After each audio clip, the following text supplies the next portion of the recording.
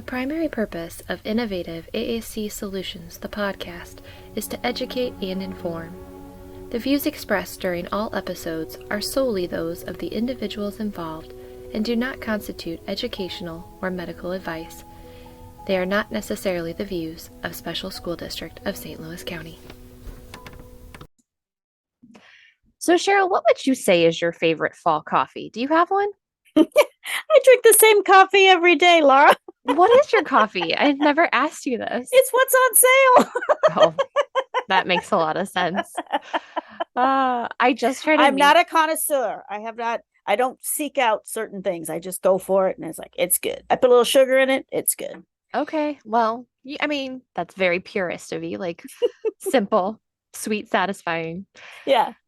I just tried a new one that's I think it's called a salted chocolate mocha K-cup from Starbucks. Okay. Yeah, it tastes very much like fall.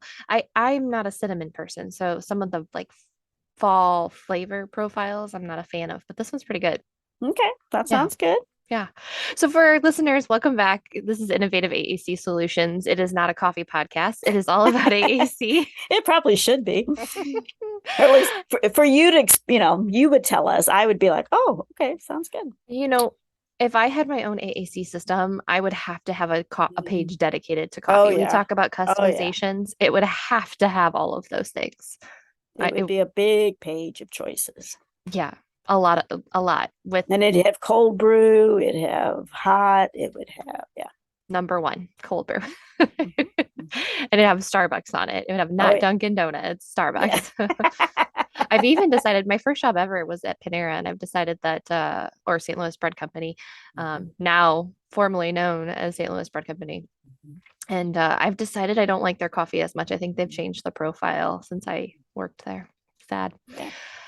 So Cheryl, it isn't about coffee though. It's about AAC. And today we have a lot.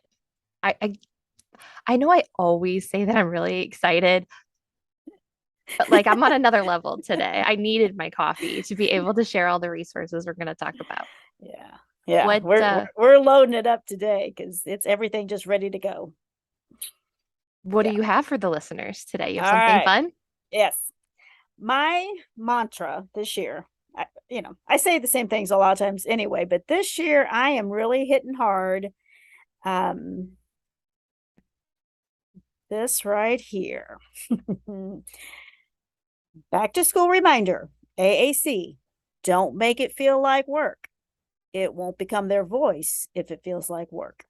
So I'm really asking people to just think about how AAC, what system, it doesn't matter, however it's brought into that connection, that scenario, that time that we're, making communication something that the student has access to. Like I said, I'm worried that there's a tendency to make it about responding, about following some kind of a direction. And I'm really trying to, best I can, get inside our students' heads and just say, well, how does that come across? So I think I'm becoming a little more aware of the fact that if it's a demand, it's why bother? Or how can I get out of this? Is kind of like maybe the kids thinking. So let's not do that. Let's make it about the fun, the sharing, just the joy of having something that we're putting out there versus something that's being demanded of us. So the idea of work, I want to be pushed aside. I want it to be communication first, and then later, if we have something we're working on, maybe, but we've got to win our kids over. They don't understand the big picture. So if we make it a negative, it's not going to happen. Yeah. And it's one of those things that we really don't have control over anyway. I talk about Wesley at the dinner table. It's really ultimately his choice if he chooses to eat the food, and why put it in an area where he's going to feel like it's a battle of control or compliance, like I must do this. It just never ends well. Really, we want it to be autonomous. It's their words, it's their body, it's their thoughts. And we want our kids advocating for themselves. So then we've actually kind of, I don't want to say like pushed them into a corner and said, okay, you have to do this. And they're like, well, no, I don't want to. So they're stubborn. Everybody has that streak. And it's like, no, I'm even if I wanted to do it, like as Exit Wesley being like, well, I really kind of did want that carrot, but now that she's made it an issue, so I just don't think sometimes we give our kids enough credit for how aware they are of what's going on, what's Yeah. going down, and they have a say. So let's not make that a part of their system. If anything, their system can say no, not want, not do, go, and then we can definitely honor that and say, oh, okay, I hear you. But not be the whole, you've got to do this. Yeah, that fancy term of contrary control, right? If the only control I have is not to do anything, that's what I'm going to pick. Mm-hmm. Exactly. So we don't just want to like give them that fun find, which is beautiful. I want that graphic everywhere. We also believe in it so much that my fun find actually can support, okay, well, if we're not, just doing academic work, and we're just modeling. Let's take a step back and we're just modeling. Well, how do I take data then, Cheryl? How do I take data if I'm just modeling and I'm not expecting them to use it? Guess what I found? I found 2 quick resources that I wanted to share that look at what kind of data we can take without expectations for the child to use it, or even someone who's just kind of in that trial stage of emerging communication with a new language system. And this one is from Arini. She is an amazing SLP, and she created this quick chart, gave some examples at the bottom. You can see that there's different types of examples too, right? There's pod, there's symbols, looking at a device. There's all these things that we can look at. Changing our do they change their body position when someone's modeling? Do they babble or make vocalizations? Do they try to initiate? Is there a reach that we see? Is there a look? Is there a referent look? I think this is really, really helpful for communication partners to just see, like, there's, even if they don't use it as an output system, there's still ways that they're showing us that they're engaged and they're taking it in. And that can be really helpful. There's another one that is similar and just has a few more categories. And this one is out of One Kid's Place. They have quite a few resources for parents and for staff, and some videos on YouTube even. But this one's broken down in different categories for attention, a motoric or a verbal response, and then how they might be exploring the system, and then how we modeled, like what kind of things were we modeling. And none of this is really meant to be quantitative and like this gives me a percentage, more just qualitative of like, how are they showing us that they're engaged, or what kind of learner are they? Maybe we look and they're having a hard time with the reach component or the initiation of the reach, but we can tell that they're vocalizing more. And so it just gives us a lot of qualitative data to look at trends, and is it consistent and predictable? When I pull out the bubbles, are they vocalizing more? So that tells me they really like it. And maybe we need to add some vocabulary on bubbles for different pragmatic functions like commenting or shared enjoyment or directing, something like that. Yeah. And I love the fact that it's encouraging us to write it down or to mark it.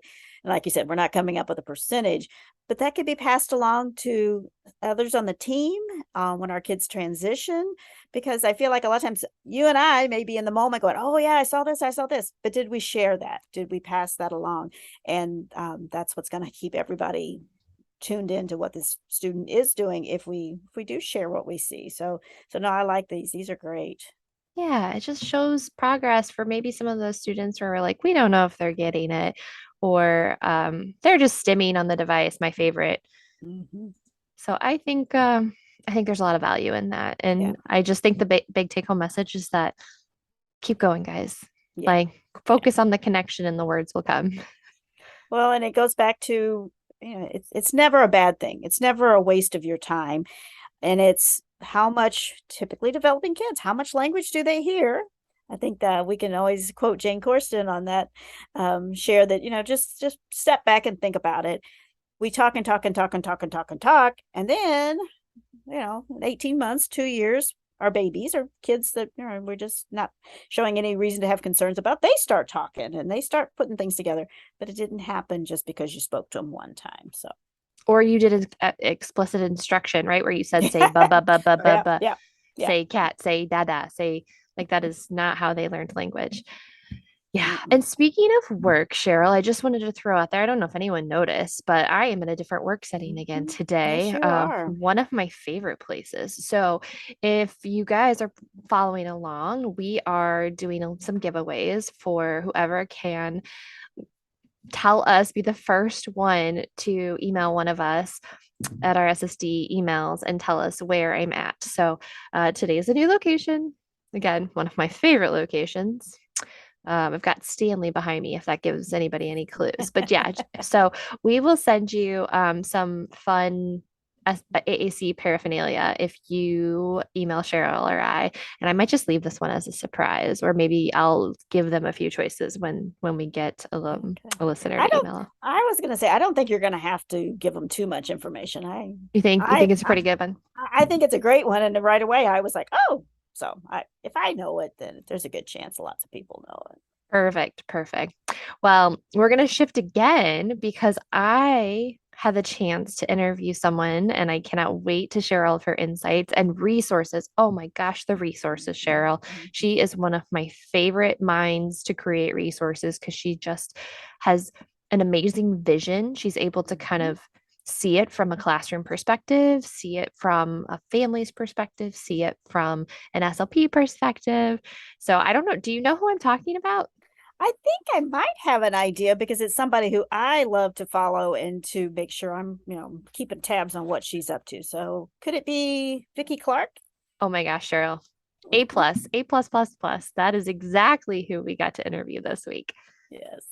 And Vicki is amazing. She, if anyone has ever used the dynamic AAC goals grid, and it is a resource I share all the time, but that she is the brilliant mind that put that all together. And she has put together some new resources that we have sat down and talked about today, Cheryl. Yeah. No, she's, like you said, she's always busy. She's doing something all the time. So I admire her just, again, her mind. I want it. Yeah.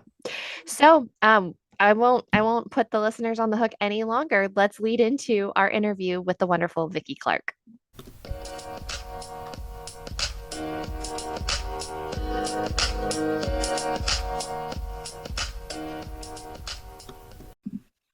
Hey guys, Laura here from Innovative AAC Solutions, and I have the wonderful Vicki Clarke here today. I can't even tell you how excited I am to have her on our show. Hi, Vicki. Me too. I'm excited. So for our listeners who don't know you like I have been following you, can you just give us a little introduction? Tell us about your path and background in regards to AAC. Sure. I don't know if I can do a little one, but I'll do one. I've been around on this earth for a long time. No, I actually got involved in AAC in graduate school. So when I went to graduate school, I wasn't sure what I wanted to do in AAC, and I honestly got into not in AAC, in speech, and I actually got into speech because I had a professor in undergraduate that said, if you get into this profession, I promise you will have a job and you will be able to work with people from birth to death, and you'll be able to work in different environments. And I was like, I like teaching, so I thought certainly this is something that I can find somewhere to live, And when I went to graduate school, the one thing I was sure that I did not feel like I felt comfortable or confident in was working with people with learning disabilities or intellectual challenges. I was positive that I was not going to do that. I was concerned that I wouldn't be good at it, which is kind of funny because that's what I do 100% of my life now, and love it, obviously. But I had the opportunity to work in the AAC on the AAC evaluation team at the University of North Carolina with Debbie Reinhardt, and that was my first offsite internship. So I got tossed into the deep end, and I think I liked all of the I liked the tools of AAC, which at the time were literally books that we were coloring and cutting picture symbols out of. and then some really light tech like the Wolf, these old stuff.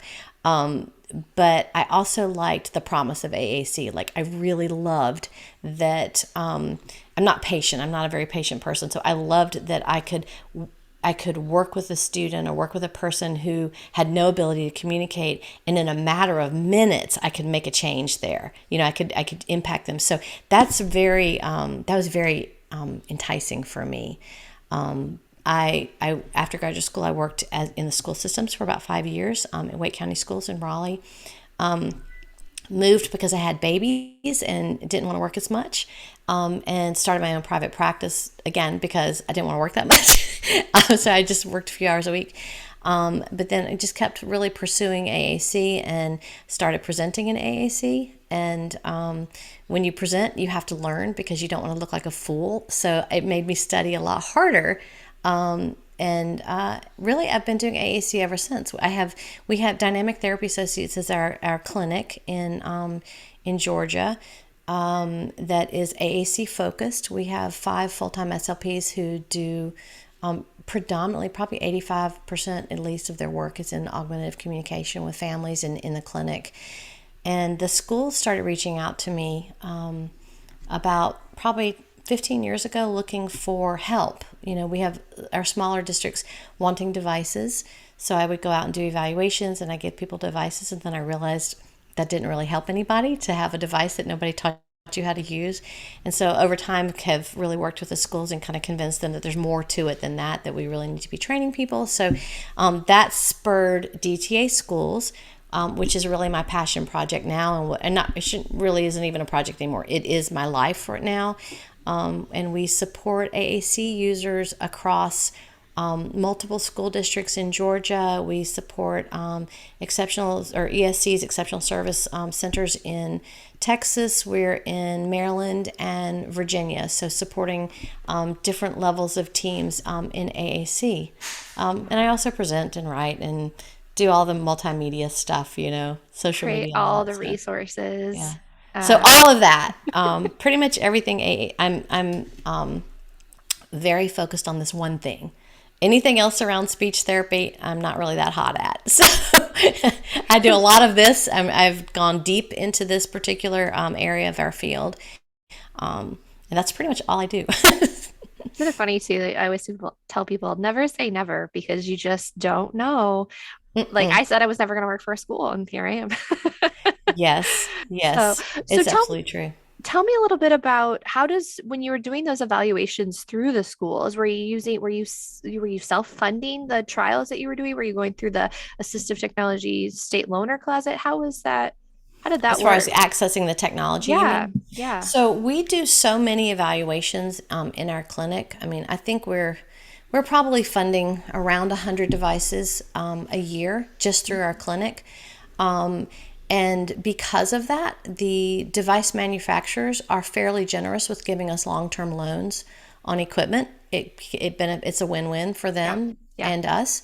So we have access there. I will say that is something that as a young clinician, I pursued those loans aggressively because it allowed me to do my job. We didn't used to, there was no other way for us to have equipment. Right. So I got loaners, I started doing some research. Actually, one of the reasons I started presenting was because the device manufacturers would sponsor me to go present somewhere and also let me borrow equipment, and I ask everybody for equipment, literally everybody. And over time, most everybody's loaned us equipment that we use. But now it's not such a big deal anymore. Now I personally I rarely use that long-term loaner equipment unless there's an access need. If I need somebody that's using eye gazer, I need something that's a little bit more robust for scanning. But I go out with an iPad Pro, an iPad, and an iPad Mini, loaded down with AAC applications and some key guards. A little Bluetooth switch interface so that we can access that way. And that's how I do my evaluations anymore. So it's not such a big deal like it used to be. Yeah. Yeah. Yeah, Oh, Apple has changed the game.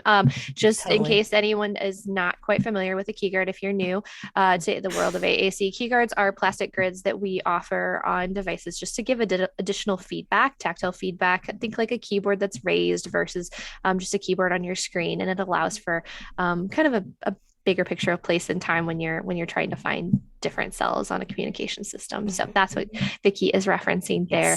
Yes. It's a great tool in our toolbox Hmm. for students. So Yeah, really good, really good. I love that. That so and it's a good reminder too that even as young SLPs, young clinicians, young staff, that what's the worst someone can say is no, right? When you're trying to get a hold of loaners, when you're trying to do, our district is very blessed with having our own funding to supply robust AAC systems, but not everyone who listens to this is. And so thinking through what's the harm in just reaching out and trying to get access so that you can give recommendations that are solid and get systems into someone who might not have it. Absolutely. You have to understand, I think, what some of the people, the developers and the manufacturers, what their motivators are. I have found that most of the people that are in this field, even as developers or manufacturers, are these are not people that would go out and be selling notebooks and pens. These are people who, for some reason or another, have some connection to persons with disabilities, and so they tend to really be enthusiastic about what they're doing.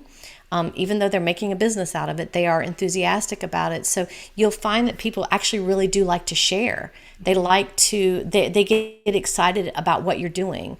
And of course they're excited about it, and they like the idea of their products being a part of what you're doing. So I think you always ask for people. I mean, I bugged people about borrowing things, and I also speak about those things too. I mean, I don't mind if I find something that I really like, I don't mind talking about it to people, I don't have sponsors.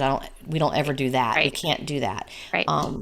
But I think it's a win-win. So yes, absolutely. Ask for stuff that you need. You'd be surprised. The other thing that I think is really interesting, Laura, is that is asking for people to consult with you too. I think sometimes people are scared to reach out and ask someone that they see as a guru in AAC or whatever field, right? They don't have time for me. My experience has been that people, again, really love what they do and they love to talk about it. So why not ask, right? All I could do is ignore you Right. or say no, right? Right. Yeah. Right. Absolutely. Yeah, we're a very giving field, I feel like. I feel like everybody really wants to share. So Completely agree. Speaking of sharing, let's go over some of the dynamic. I'm going to use the pun intended, but like thinking of dynamic therapy, like let's talk about some of the amazing resources that you have come up with throughout the years, because there are so many. I mean, there's a lot of, I think especially newer team members that's looking at AAC, they just think, okay, I just need the training on this app, but it's so much bigger than that. And a lot of the resources you have made tailored to the bigger picture. So let's dive into that.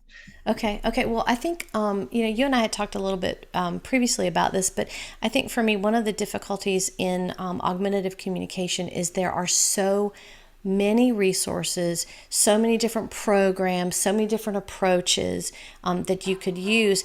The thing that I think is challenging about augmentative communication is there are so many resources available, so many different programs available, so many different concepts to learn that it's hard to know where to begin. And I know for myself as a new clinician, I would go learn about this one, I'd learn about literacy in AAC. That was something, in the early 90s that I learned that was just mind-blowing for me. And, I dove in, and we were reading books and we were working on our we didn't know it was called core vocabulary at the time, but core vocabulary. And, but then I wasn't thinking about partner strategies, and I wasn't thinking about functions of communication. And so there's all these different things, and I think as a someone just encountering the AAC world, it's a little mind-blowing. It's like walking into a shopping mall, and there's all these different places that you've never even heard of, and you don't even know what these things are and what they're used for, right? And knowing where to even begin. And I find that really challenging in AAC. So I don't like it. Like, I want to know, where am I going? I want to know, what is the trajectory of this? Like, how do we start a child from, I use student a lot because I work in the school so much, but how do we take someone who we've recognized there's a communication need, and how do we go from there to autonomous communication, that they can say whatever they want to, whenever they want to whoever they want to? What does that journey look like? So most of the materials that I've made over the years have been looking at what is that sequence of skill development, and what are the components of that? What's the scope of that? Essentially, I have been trying to create an AAC curriculum for my whole career, just trying to figure out what are all those pieces, and how do those pieces fit together, and what are the skills that you need, and what are the tools that fit at each different level. So you'll see I think probably the first tool that I worked on that got a lot of widespread distribution is the DAG, the Dynamic AAC Goals Grid. That is a tool that I developed with Holly Schneider when she was working for Dynavox. And that really came about because Holly and I had done some presenting. Holly and I knew each other because I had done some presenting. She knew my name from that kind of stuff. And we were getting together we said, well, let's do a training, let's do something at Closing the Gap together. What do you want to do? What topic do you want to work on? And so we started talking about what are the needs, and recent to that conversation, she had been getting some phone calls from people looking for goals for an IEP. And I had too. People will just, it's funny, I'll get these random calls or now emails asking me, I have this kid with this particular situation. What goals should I write on the IEP? And we were both kind of dumbfounded by that. Like, how in the world do you select? How do I say, here's these 3 goals, do this, right? So that's really what started the idea of we need a goal bank. Mm-hmm. But the goal bank needs to be organized. Right. And there was some really wonderful research out there. Janice Light, Janice Light's communicative competencies had just come out. So we took a look at those, and Pat Dowden, University of Washington, her skills abilities, she had been talking about those emergent communicators, context dependent. So we kind of pulled it all together into this DAG, and it has been in process for years. The first one, I think it was 2009 maybe it came out. Mm-hmm. Mm-hmm. And then we're on the DAG 2 now. We updated that. And then there's some things in the works for something a little bit more expanded than that that's going on. So the DAG was that was an eye-opener for me. It helped me really think about this sequence of training for people and what was involved, what did people need to be able to do in terms of competencies. And so that was really the first biggie that I was fortunate enough to be a part of. The Toby Dynavox team, they worked on it a lot over the years, and I've just kind of been more consulting, I guess, for that. Yeah. But for the record, on that one, that was something that I did pro bono. Yeah. I was not paid for it. And the agreement that I had with Dynavox originally was that whatever we produced would always be freely given away. That it would not ever be there would never be a charge for it for anybody. And because of their distribution, it got out a lot, more so than it would be if it was just me. It is one of the favorite resources that we reference, and we do a progress monitoring data collection class. And so it is probably the primary preferred progress monitoring tool that we still utilize today. Yes, I have a follow-up question. You might be under wraps and not be able to tell me this, but does it have to do with the 5th competency? Is the update have to do with the Janice Light's newest 5th competency? Yeah, so that is something that we talked about. I don't believe that. I think that I felt like that the social competencies we could work into some of the other competencies. So I don't believe it's going to be pulled out. Okay. But I don't know, because I'm not in charge of it. Yeah. I don't get to decide that. But there's an update coming. There's some level of an update coming. Some things coming. I'm not sure what the timeline is on that. like I said, I kind of get to peek in now and put my 2 cents worth in for what that's worth. But Right. yeah, so things are still there. I think the team at Toby Dynavox is still committed to getting that information out. It's been translated into I don't even know how many languages, like 8 languages or something. I think 8. Yep. When I talk It's about it. Yeah. insane to me. Yeah. So anyway, I'm really proud of that tool. It's better because it wasn't just me. It's better because I was a part of a group of people who really are exceptional AAC specialists. So that's that. But from there, I've done some other. I've looked at other. It spurred other tools for me.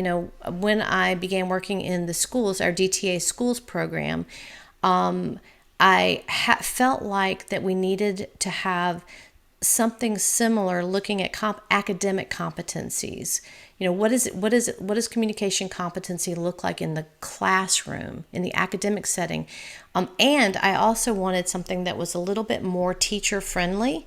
I think that the DAG is, obviously I'm a fan, but it's pretty meaty, and it can be difficult, I think, sometimes for teachers to really dig into what it can take forever to figure out what does each little thing mean, and how do I decide that was something that the student is consistently doing. And so I developed the classroom communication goals grid.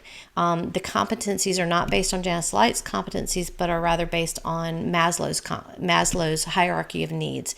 So looking at some basic, what was happening when I was going into classrooms is I would say to teachers, here's the DAG, and here are the 100 and some goals, which is wonderful. But they kind of nodded, and as I walked out the door, I knew I was never gonna, they were like, no, absolutely no way am I gonna do this whole thing, So the classroom goals grid was an effort to kind of bring it down into something that made more sense and made more sense for that environment. Yeah, more practical. Exactly. So it is deliberately simplistic. The goal targets in there. And it's based on the idea that I'm not coming to you saying, hey, special ed teacher, with all of the free time that you have, dig through these 100 goals and figure out what you're going to do. It's there are still a lot of goals, but it's based on 5 big goals. So we are saying that as a district, our whole district, we've decided that all of our students are going to be able to express their wants and needs. All of our students are going to be able to have a social interaction. All of our students are going to be able to offer their opinions, which is a big academic thing, right? Being able to decide what you think about things and compare. All of our students are going to develop their language skills, because it's really targeted at those kids that are in those more self-contained classrooms. So they're there because every one of them has a language impairment of some sort, a language difficulty or challenge or difference. So we want to develop basic language skills, and also we want to be able to interact effectively with academics. So there's a set of goals around academics as well. So that was the idea of that classroom goals grid. Well, I just happen to have it here. Do you mind if I pull it up so we can talk about that one more? Sure. Great. Sure. Let's pull it up and we'll describe it if you guys are listening. Mm-hmm. Okay. So, oops, scrolling all the way up. So, this is different. This is different. Actually, this is the classroom. So I've been told that my tools sound too much the same. This is actually the classroom communication supports checklist. The goals grid is looking at individual student achievement in their communicative competencies. I can show that to you if you'd like to see that. Yes, but this is something I would like to talk to you about too, because I think it's another one of those big sort of pull it all together tools that we have. Okay, let's start with the one we were talking about. Okay.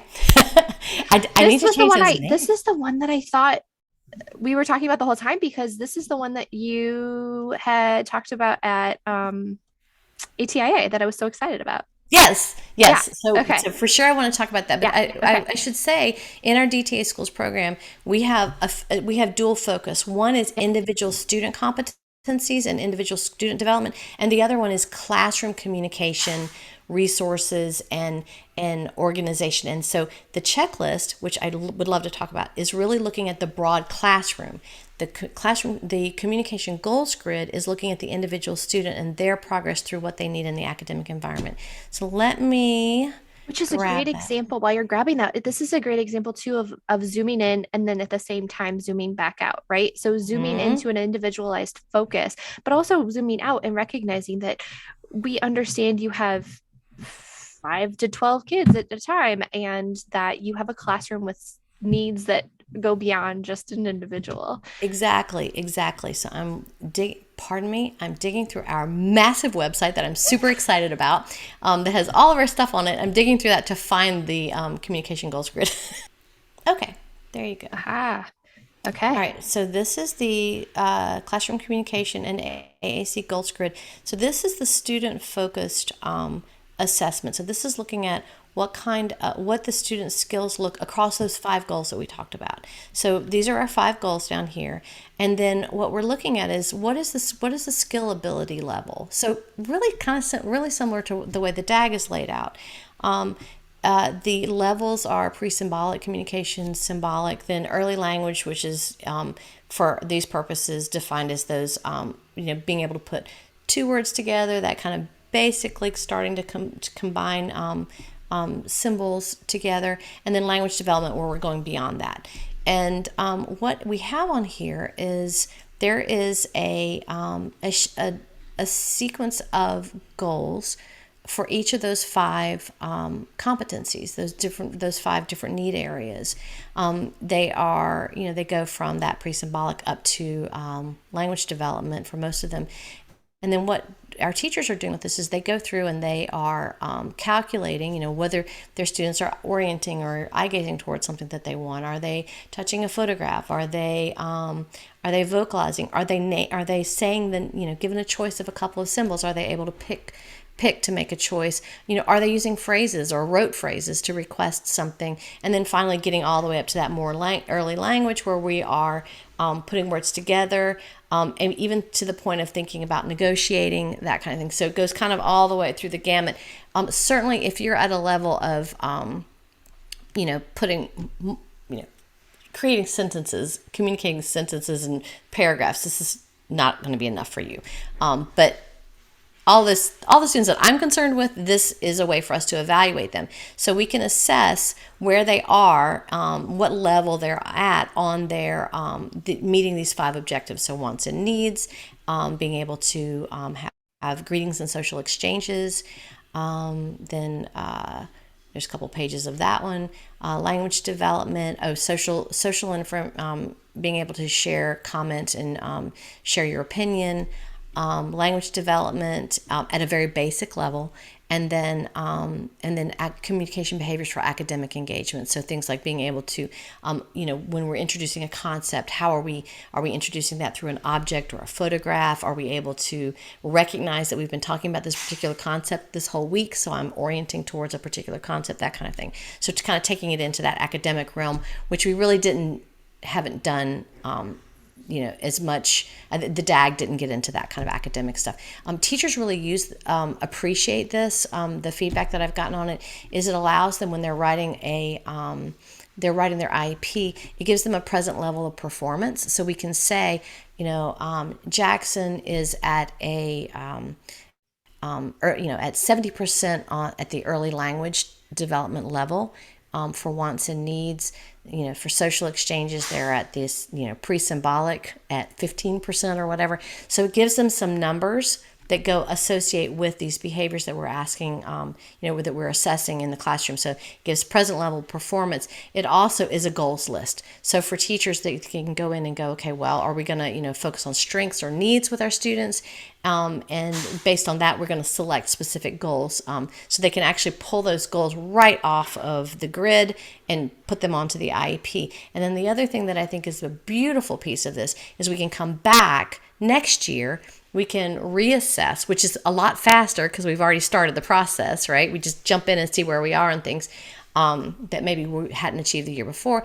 And now we can show progress, numerical progress, which matters to families and administrators. The DAG was one of those things that was really good for me to use to justify to insurance companies why they need to keep paying for speech therapy. This is good for me to justify why these students still need to be in speech therapy. They still need these supports that we're recommending for them. Yeah. Well, So that's and the goals grid. I hear so much. I mean, we could unpack just this all day, but I think what I hear you kind of referencing within this resource is that it is a way to kind of objectively or more objectively look at how to help kids get to a point where they can right now they're still learning to communicate, and then we want them eventually to communicate to learn, right? We want them to Yes. show us what they know. And I Exactly. think sometimes as educators and as teams we get hung up on like they have to show what they know. Mhm. This bridges that gap of like, we want you to show what you know. We want you to share about matter and all the science and math and reading topics, right? We want you to be able to share academic content. But if you're not there yet, well, here's how we get there. And then you Right. also, all of the different skills that you're working on, it's laid out so you can see it, a family can see where are we going. Right. I always think it's such a hard thing when we sit down at IEP meeting with a family and they're so used to hearing everything that their child cannot do. And that is, as a parent, that is heartbreaking. And I think for us to be able to show them, look, these are all the things that your child is doing, to be able to, because there are objectives on there that, for greetings and social exchanges, those very first objectives are things like orienting to someone coming in the room. That's a greeting. And like helping the families understand, that the fact that Sydney turns her body towards you when you come in the room, that is a skill. That tells you something about your child. The other thing that it does is it helps our teachers and our team in the schools see that these little behaviors that maybe they didn't identify as communication are actually communication. So I think for that it helps us really see our students better, really understand what's happening in terms of their communication. Yeah. So I'm very excited about it. The first iteration of it, I have a lot of experience at this. I'm in my 30th year of this, and so I know basically the sequence and what it's supposed to be that, but I had not pulled all of the research to like really back up what I was doing. So a year or so ago, I pulled the research. So I really started going into research, going into other tools that are available that are out there. And that's where those goals and objectives are all coming from. So there's a research base behind the classroom goals grid, which I think is really important. Absolutely. And one other benefit I see that I wanted to point out, because I think it's so important, is that you mentioned that it talks about orienting and being able to kind of understand that I'm listening and absorbing new information. I think sometimes teachers can get fixated on, I have to document what the student's doing. And this kind of gives them the permission to just teach. Just let them absorb, just let them, they need that time and that exposure and that repeated exposure. So we're giving you permission, like this tool gives you the permission to do that. Right. And you could show, I think it's really hard when teachers have, you have administrators coming in and evaluating what you're doing in the classroom. And I think it helps them to be able to show administration, this is why I'm doing this, So we have tools that go along with the goals grid. I have tools. There's one that's called the Passport, and it's basically just a sheet that has the 5 goals, and you basically write where the student is functioning on this passport. I've had one of my school districts took these things and blew them up into posters that were dry erase posters, and so for each of the students, they would put the student's name and how they greet. So Sydney orients, Jackson will say hi. Alexander walks over to you, proximity. And that poster was on the wall so that any adult walking in the room, when they were interacting with the student, could see what that student was doing. It's sort of like we talk about student passports. Actually, I was just looking at some of that stuff on Carol Zangary's site, Practical AAC. I saw that she had recently reposted some things about student passports. That's the idea of our passport, is to just give people a quick snapshot so that when they're interacting with a child, they recognize when that child is greeting them, which is important because if they don't, they ignore the kids.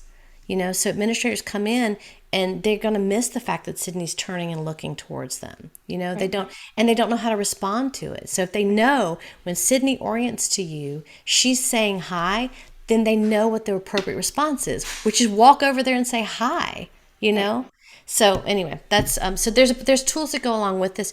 There's a set of materials that is I give it away. It's on Teachers Pay Teachers for free, so people can access that. And also, I think it's Practical AAC. Carol Zangari shared it as well. But I just decided if I was so insistent that the DAG be offered as a free resource, when I first started working on that, that was one of the things, I said, if I was so insistent that the DAG is offered as a free resource, I probably should also put the Classroom Communication Goals Grid out as a free resource. So it's freely available for people to go download. So what an amazing resource. I think that teachers and just staff in general can find so much value in it. I did want to jump over to the other resource that I just heard you talk about that I'm so excited about too, because I just love the way you come at it. So I won't tease it anymore. Let me share my screen. Okay. And this one, like you mentioned, it has a similar name. It's the Classroom Communication Supports Checklist. Yes. Yeah. I'm not great at naming, hence the DAG. What a terrible name, right? It's like DAG. It's an awful name, but whatever. Anyway, it's okay. It's fine. It's shortened as long as there's an abbreviation or some. That's right. Yeah. That's right. Okay. So we talked about the communication student goal grid being something that was more individual based, whereas this one is more classroom support based. So let's talk about this one. Exactly. So the idea of this is that that I realized that I was going out to classrooms and I was giving them lots and lots of the same resources. So I'd go to one classroom and I'd be like, oh, you need to go see this. You need to go look at Circle of Friends from Caroline Musselwhite, and you need to go over here and you need to investigate what Light Tech AAC is, and you need to go. And so I was saying the same things over and over again. You need to have a visual schedule in your classroom. You need to be doing comprehensive literacy instruction. So I was saying the same thing over and over and over again.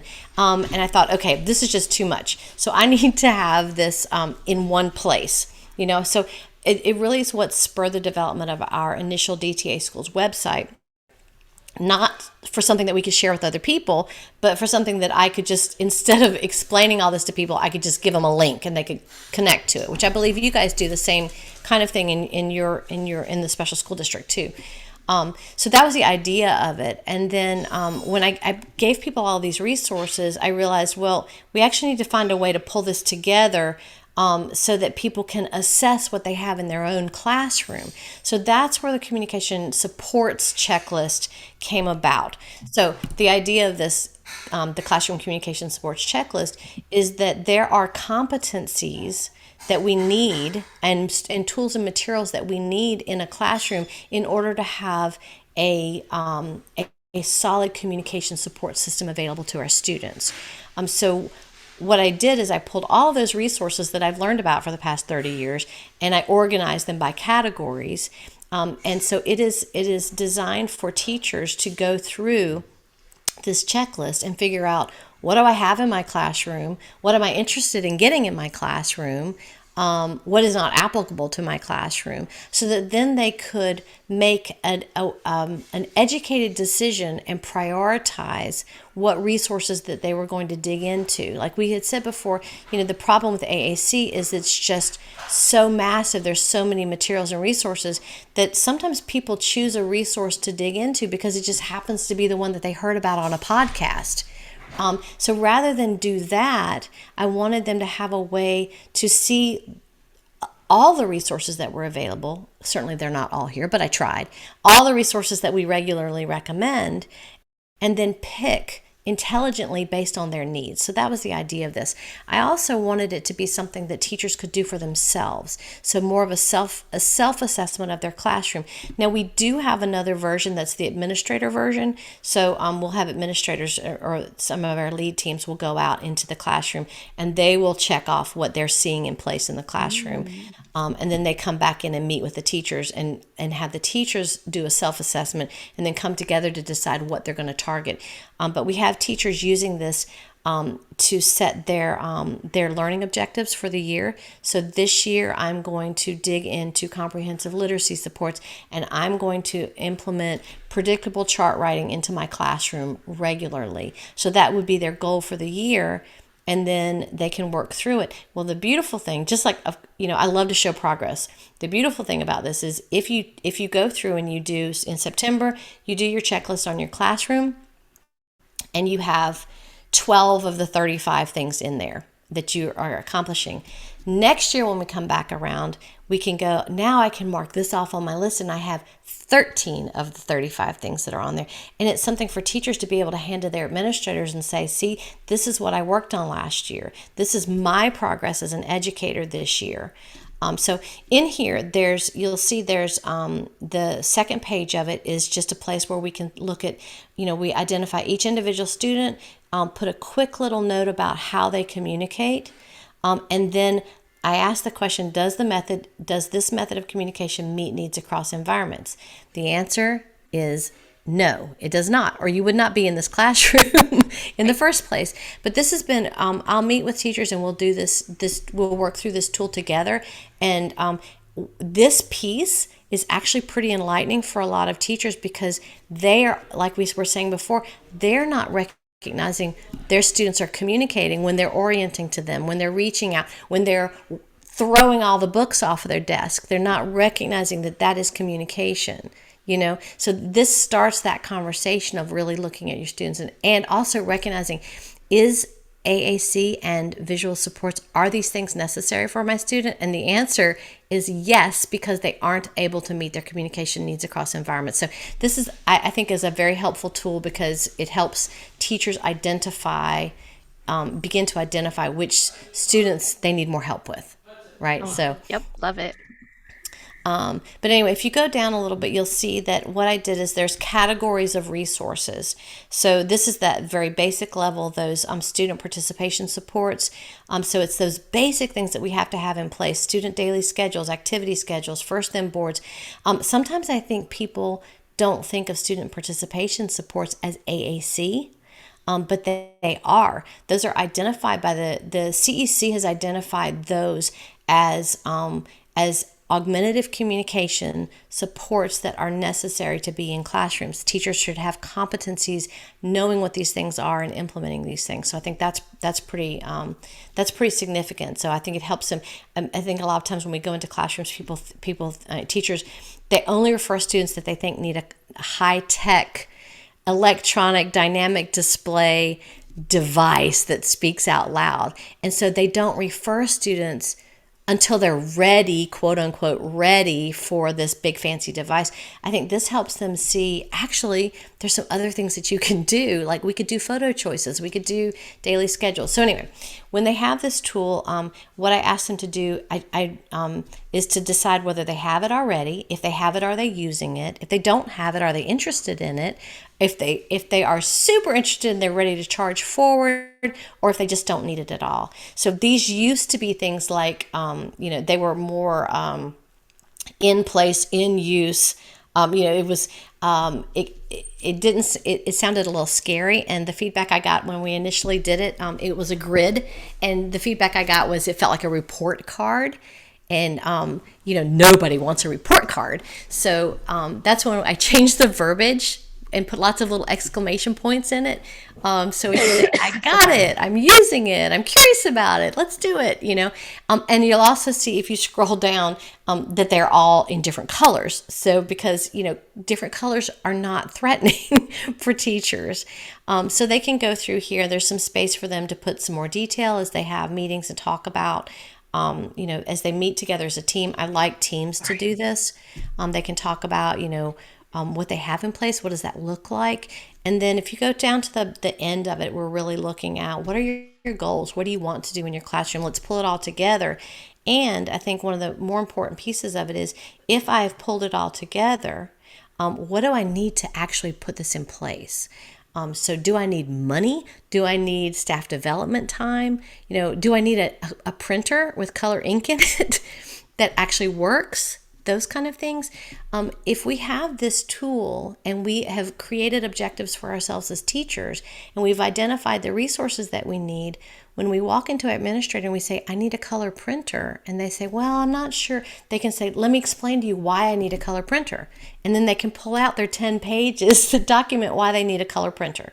It's not just me. Vicki says I need it because it's on the sheet. It's on the sheet. And if it's on the sheet, and especially if it's in a grid, it's definitely color-coded more, grid.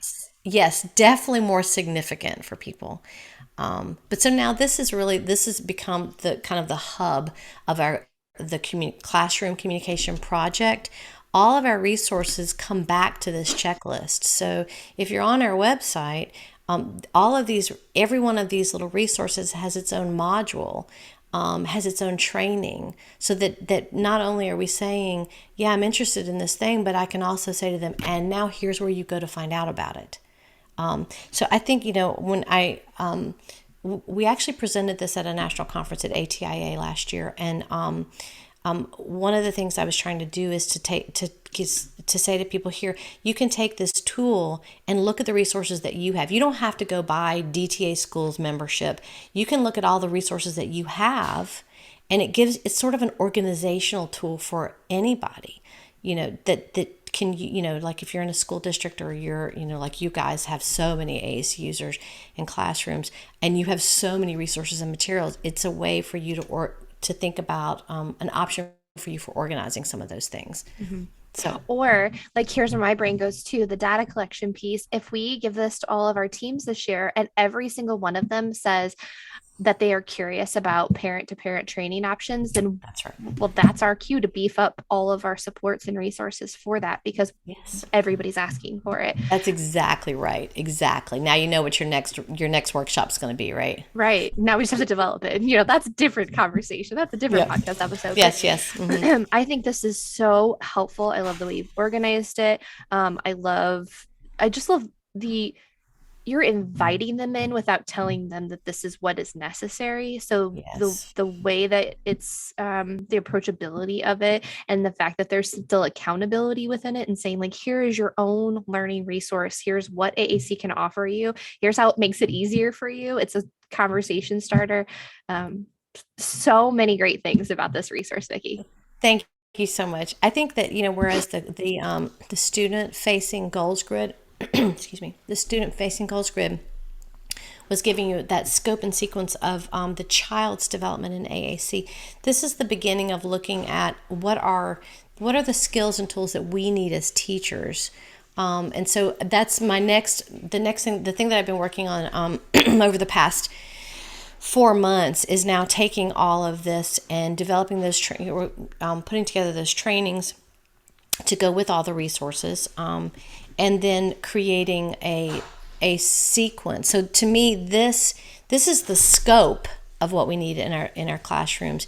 And then what is the sequence of training that we need to go through? So I've actually gone through and done another grid, because I love a grid, but looking at ability levels, skills ability levels, identifying competencies that the CEC identified for classroom teachers in AAC, taking those competencies and developing an ability skills level, so a 3-tiered level of experience, skills and experience for our teachers and SLPs, and then looking at what are the tools, where do you begin? So what training do you start with? If you're in those, like that first level, the first level, we call them skill builders. So skill builders are learning, what is Light Tech AAC, and they're learning what is a visual schedule and how do you use it. Those are our skill builders. That next tier are our implementation. That's our implementation team. So those are people that have some of those basic knowledge and information, but aren't sure how to make it work within their entire school day. How do we integrate this into our instructional routine? And then the third level are legacy builders. So those are people that have all of that information and are looking at a broader, how do we create this scope and for all of our teachers and all of our students. How do we do district-wide plans? So that's been my big project, and it's color-coded, of course. And it's color-coded, and I am already so excited. Oh, what a great teaser to kind of end on, because I am like avid and just ready for that resource as well. Much needed. Well, it's done. It's created. It's just a matter of getting it. Our website matches it, so it kind of gives you a way to work through the website, work through the training.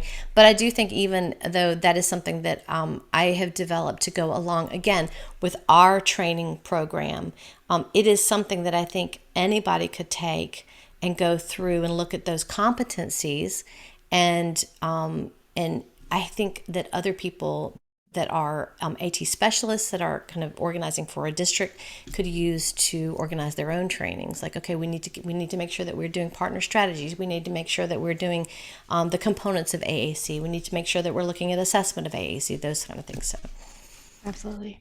Oh, so great.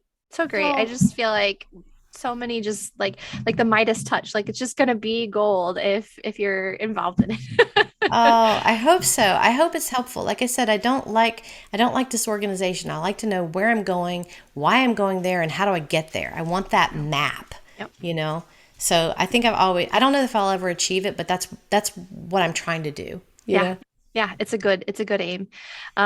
Well, we will land the plane here, and we will just say thank you for all of these wonderful resources, your insight on these resources. I personally cannot wait for the new website when it launches. We will definitely share that so that teams can access the free resources, and then if they wanted to look into membership, that they could have that option as well. So for Innovative AAC Solutions, I just want to thank Vicki Clarke for being our guest today. All of her insight is just well received, and I hope that you guys enjoyed having her on as much as I did.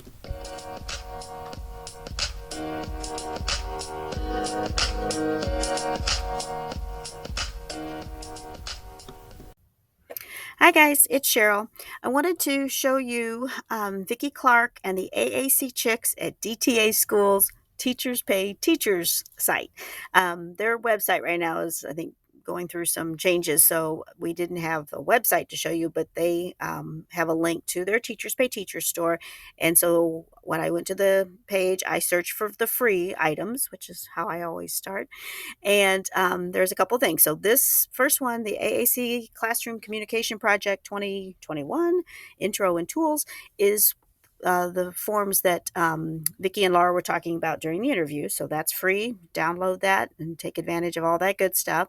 But she has a couple other things, some graphics that would be helpful for working with communication, as far as, graphics to talk about. We could add symbols to it to make it so that the students are reading those things with their outcome systems. But I want to show you the Halloween is Fun. So this one might come up. You'd take advantage of this right away. A CVI adapted core word reader. So these are good books for everybody, but if our students are struggling with seeing items easily on a page, this is set up to promote that. So let me I downloaded it. So here it is, and you could see what it looks like. So she's got fun stuff that we could emphasize the words. We've got the pictures. Okay, so nice, easy, graphics and some text, but I also love how much you could talk about all this. So whether it's from a firsthand experience that our students want to share, or if it's us just helping them get ready for what's coming. So this would be a wonderful thing and easy for you to take advantage of.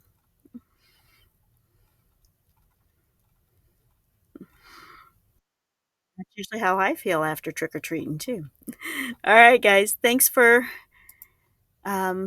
checking this out. And like I said, let us know what all the good stuff you find. She has got other things that are purchase items, but these are the free ones that would be nice and easy for you to have.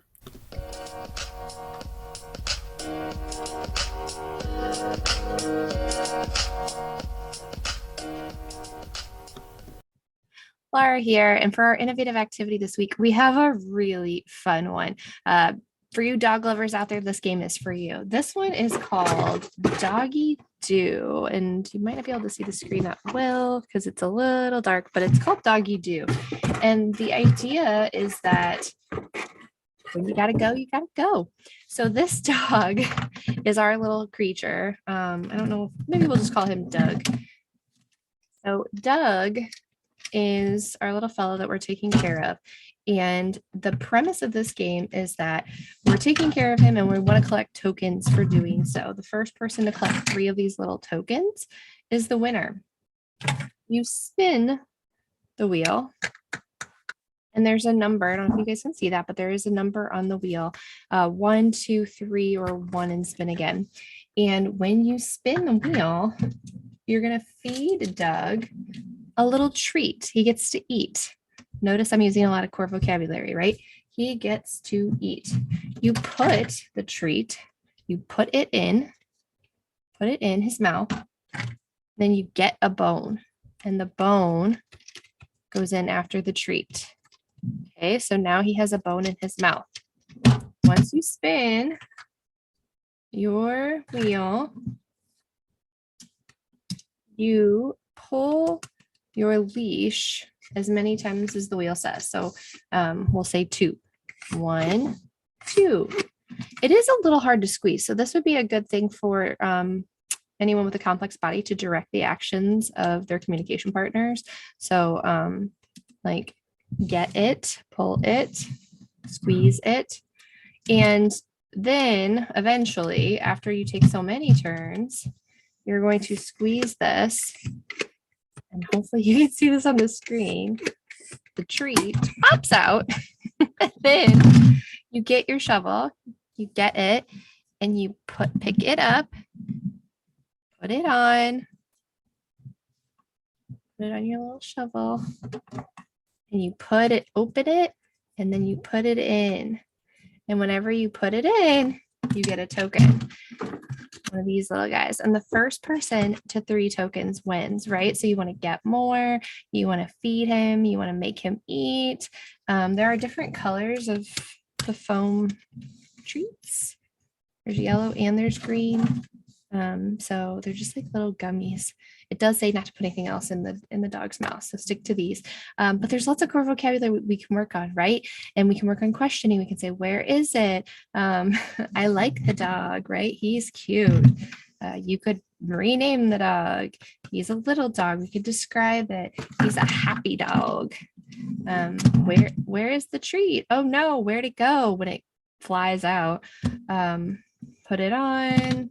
I need help to open it. There's so many options. It's a very versatile game. Simple, but yet I just think the language opportunities and the motivation will be really high for a lot of ages. It says 4 and up, 2 to 5 players. So happy shoveling, and check out Doggy Do. We'll have it in the IRC for you guys to check out with some language examples and opportunities.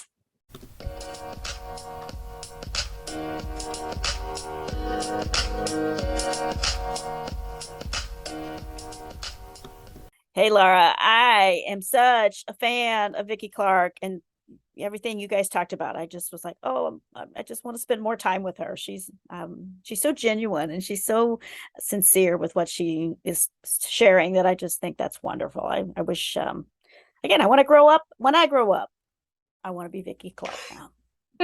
Well, the best part about it is I've already used those resources with some of my staff, and they're like, this is amazing. This is exactly what I needed. She has what we didn't know we needed. It's just so easy to follow. It's well organized, and I'm always looking forward to the next thing that she comes out with. So she's one. Definitely give her a follow. AAC Chicks on social media if you're a social media person, or just go over to Dynamic Therapy Associates, her website, and just look at the resources, many of which are free, because she is just very gracious, very giving in all of her resources. Well, I loved how you guys started with the interview talking about how that she was like, no, this has to be available. And then, again, later she had to remind herself again, no. So that's wonderful. With so much nowadays, we're always looking at how much does something cost. So she's helping us all by being so generous. Agreed. Well, we hope you guys have enjoyed today's interview, the resources. If you have questions, reach out. But for now, we'll leave you. We hope you have a great weekend. For Innovative AAC Solutions, I'm Laura Hayes. And I'm Cheryl Livingston. See you next time.